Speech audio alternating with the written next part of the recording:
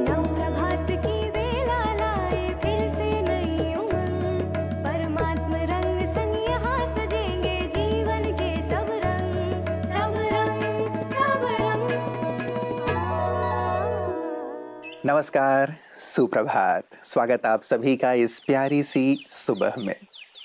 मित्रों, हम जानते हैं कि जब पांडव सब कुछ हार गए थे कौरवों से तो उन्हें वन में जाना पड़ा था। वन में वो विचरण कर रहे थे, अपना जो जितने वक्त के लिए उन्हें वन में रहना था। एक दिन रात में अर्जुन को किचन से कुछ आवाज़ आई। जागे, उन्हें लगा कि शायद कोई जानवर आ गया है। कुटिया बना के वो रहा करते थे, जहाँ भी शाम को पहुँचा करते थे। तो वो गए और वहाँ उन्होंने प्रकाश किया और किचन में देखा कि भीम मज़े से खा रहे हैं कुछ। तो अर्जुन ने कहा कि भैया कुछ प्रकाश कर लेना था, आप तो अंधेरे में ही खा रहे हैं। इतने अंधेरे में आपको सूझ कैसे रहा है? यहाँ तो कुछ सूझ ही नहीं रहा है, कौन सी चीज़ कहाँ रखी हुई है। तो भीम जी ने एक शब्द बहुत सुंदर कहा। उन्होंने कहा, अर्जुन, अभ्यास। अभ्यास से कोई भी कार्य बहुत सहज और सरल हो जाता है हमारे लिए। इसीलिए कहा गया है, practice makes a person perfect. और यही अभ्यास, इस अभ्यास की महत्ता आज के हमारे सुवाक्य में है। आइए सुनते हैं।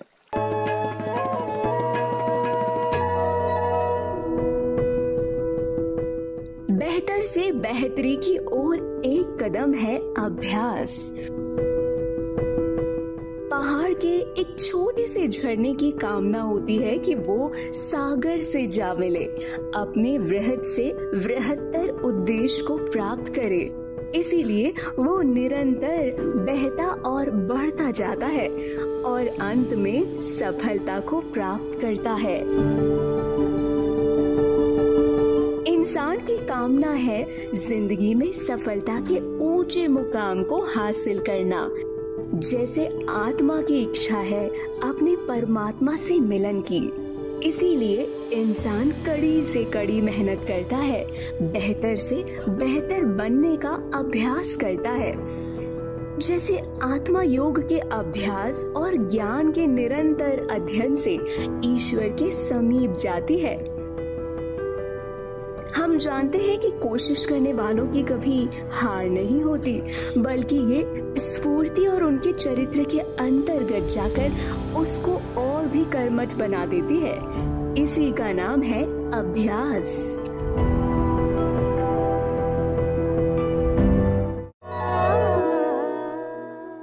सचमुच अभ्यास हमें बेहतर से बेहतरीन बनाता चलता है और बिना इसके सफलता अर्जित नहीं की जा सकती।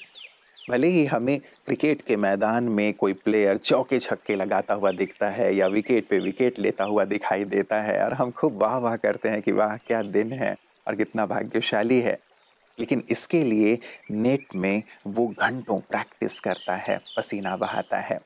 शूटिंग रेंज में भी हम देखते हैं शूटर को फर्स्ट क्लास निशाना लगाते हुए, लेकिन इसके लिए भी वो घंटों घंटों प्रैक्टिस करते हैं, तब जाकर के सफलता अर्जित करते हैं। तो मित्रों, सफल होने का सूत्र ही यही है कि हम लगातार सतत अभ्यास करते रहें। और आइए इसी सुंदर बात के साथ चलते हैं आज आपकी सेहत आपके हाथ की ओर। देखते हैं डॉक्टर साहब हमारे लिए क्या लेकर आए हैं।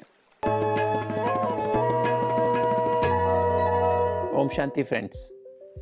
दोस्तों, एक कंडीशन आपने बहुत ही कॉमन है, जो प्लूरिजी नाम की एक कंडीशन होती है। प्लूरिजी बेसिकली क्या है, जो हमारे लंग्स होते हैं, फेफड़ों के अराउंड एक लेयर होती है, वो उसको विसरल प्लूरा कहते हैं। और एक जो चेस्ट वॉल है, उसके अंदर वाली वॉल में एक और लेयर रहती है, उसको पैराइटल प्लूरा कहते हैं। तो ये दोनों प्लूरा के बीच में जो थोड़ा सा स्पेस होता है, थोड़ा सा फ्लूइड हो सकता है, ये फ्लूइड होता है, और जिसके कारण जब हमारे लंग्स जब हम सांस लेते हैं तो फूलते हैं, और जब हम सांस बाहर निकालते हैं तो कॉन्ट्रैक्ट करते हैं। तो जिससे हमारे एयर जो मूवमेंट है वो प्रॉपरली हो सकती है।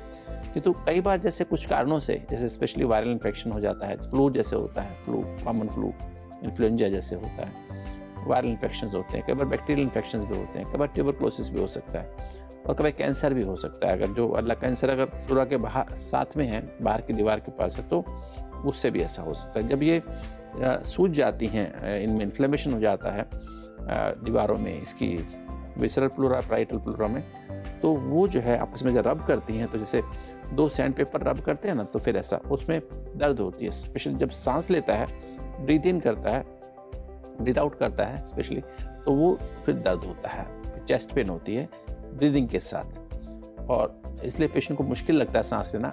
इसलिए कई बार शॉर्टनेस ऑफ ब्रेथ, सांस फूलने लगता है, क्योंकि पेशेंट कैच कर लेता है। जैसे जैसे वो ब्रीथ करेगा, दर्द होगा तो पूरा सांस नहीं ले पाता है। इन्फ्लेमेशन में से सूजन आएगी, पानी बढ़ता है, और जब पानी ज़्यादा बढ़ जाता है तो दर्द खत्म हो जाती है। तो दोस्तों, जब भी कभी ऐसा आपको हो तो आप एक डॉक्टर को दिखाएं, और इसके लिए अपनी जो एक्सरे करा लें, छाती का एक्सरे करा लें, और कुछ टेस्ट हो सकते हैं, ब्लड टेस्ट वगैरह हम करा के देख लेते हैं। तो इसका जो भी फिर कारण है उसका हम निवारण करें। कई बार तो भारत में ट्यूबरक्लोसिस बहुत कॉमन है, ट्यूबरक्लोसिस कारण हो सकता है। कई बार हमारे हार्ट की बीमारी की वजह से भी, हमारे या किसी और कारणों से भी फ्लूइड भर सकता है, और उसका हम समय पर इलाज कर लें। कुछ पेन किलर खाने पड़ते हैं कई बार, क्योंकि दर्द बहुत होता है, तो उससे हम बच सकते हैं। ओम शांति। मित्रों, महाभारत की बात मैं प्रारंभ में भी कर रहा था। एक और प्रसंग आता है जबकि पांडवों और कौरवों के गुरु द्रोणाचार्य जी पांडवों के साथ जंगल में जा रहे थे। पांडवों का कुत्ता भी उनके साथ था। कुत्ता भौंकते भौंकते आगे आगे चल रहा था। कुछ आगे निकल गया, थोड़ी देर के बाद उसकी आवाज़ आनी बंद हो गई। अब सभी लोग वहाँ पहुँचे तो देखा कि उसके मुख में बाण भरे हुए हैं, जिससे कि वो अब भौंक नहीं पा रहा है। ढूंढना शुरू किया गया कि किसने इसके मुख में बाण मारे, तो देखा कि एक भील गुरु द्रोणाचार्य जी की प्रतिमा बना करके रख करके वहीं अभ्यास कर रहा था और बहुत ही सटीक निशाना लगा रहा था। तब द्रोणाचार्य जी और पांडवों ने पूछा कि आप कौन हैं? तो उसने कहा कि मैं एकलव्य हूँ, और प्रणाम करते हुए उन्होंने द्रोणाचार्य जी को बताया कि मैं तो आपको गुरु मानता हूँ। उन्होंने कहा, इतना सटीक निशाना? उसने कहा, गुरुदेव, मैं प्रतिदिन लगातार अभ्यास करता हूँ, जिसके कारण मैं इतना सटीक निशाना लगा पा रहा हूँ। मित्रों, अभ्यास के माध्यम से ही, समर्पण के माध्यम से ही कोई भी व्यक्ति शिखर की ओर पहुंच पाता है। एकलव्य के लिए तो कहा जाता था कि वो अर्जुन से भी श्रेष्ठ धनुर्धर थे। अभ्यास के माध्यम से, कोई कोचिंग नहीं थी, कोई ट्रेनिंग नहीं थी, केवल अभ्यास ही था। और ऐसे ही अभ्यास करते हुए समर्पण भाव से हमारे भी जो विशिष्ट जन हैं वो शिखर पर पहुँचे हैं, जो प्रतिदिन हमसे अपने अनुभव साझा करते हैं आध्यात्मिक मंच पर आकर कि आध्यात्म भी उनके लिए कितना ज़रूरी रहा है, और साथ साथ जीवन की वो खास बात जिसने उन्हें शिखर पर पहुँचाया है। आइए देखते हैं हमारे साथ आज कौन विशिष्ट जन है। जरूर एक बार जो है वो इस ईश्वरीय विद्यालय में जो है वो जरूर आकर के देखें, जानें, और बहुत कुछ जो है वो बहुत स्पष्ट होगा, और बहुत ही नई ऊर्जा का जो है वो निर्माण होगा। और उस ऊर्जा का जो प्रयोग है, अब हम जिस भी क्षेत्र में जाएंगे, हम काम करेंगे, निश्चित रूप से समाज और देश का जो है वो भला होगा। मैं यहाँ से जो है वो, मैं पहले भी यहाँ पर आया, कुछ दिन यहाँ रहने पर एक नई ऊर्जा का जो है वो मन में संचार होता है, और उस एक नया विज़न यहाँ से लेकर के हम जिस भी क्षेत्र में, हम अगर राजनीति के क्षेत्र में काम कर रहे हैं तो हम उस विज़न को जो है वो आगे बढ़ाएंगे और उस और जो है वो काम करेंगे। मैं तो ये कहता हूँ कि हम अगर नारी सशक्तिकरण ही की और जो है आगे आगे बढ़ेंगे, हम इस देश के अंदर जो है वो यौगिक खेती की और जो है वो अपना हाथ आगे बढ़ाते हैं, तो हम बहुत अच्छा, आपने जो एक बड़ा ही पवित्र संकल्प लिया है कि 80 लाख से ज़्यादा पौधे जो है वो हम इस धरती के ऊपर लगाएंगे, ताकि इस धरती को जो है वो फिर से हम हरा भरा बनाएं, सुंदर बनाएं। हम कोई भी एक मिशन जो है वो लेकर के मन में चलें, यहाँ से जो है वो प्रेरणा लेकर के जो है वो चलें कि भारतीय मूल के गौवंश का संरक्षण और संवर्धन जो है वो हम करें। हम इस धरती के अंदर को जो है वो स्वच्छ बनाने का संकल्प जो है वो हम लेकर के जो है वो चलें, ताकि हम इस देश को, समाज को सुंदर और दिव्य समाज बना सकें।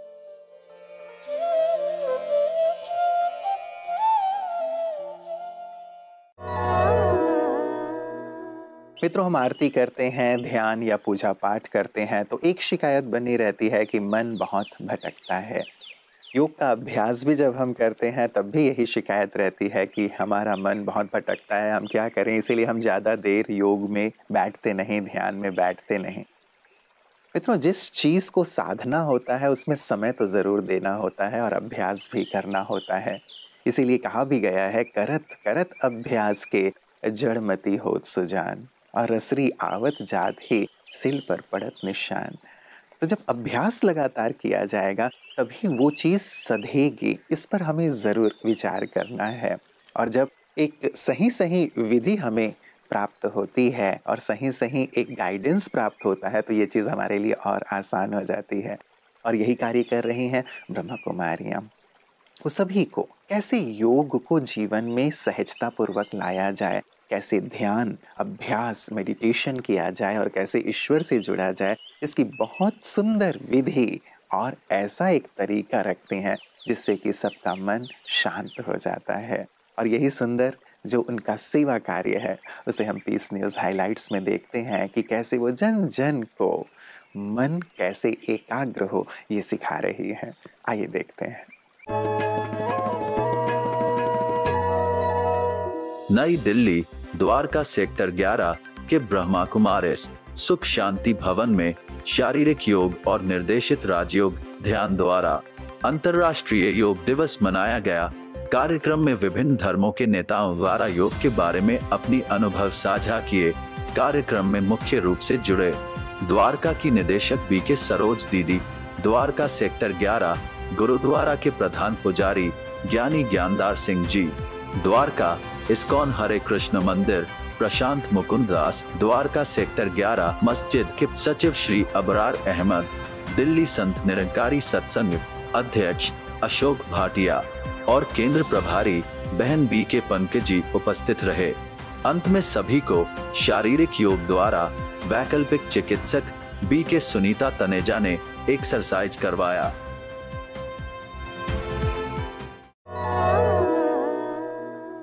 मित्रों, ओलंपिक गेम्स चल रहे थे।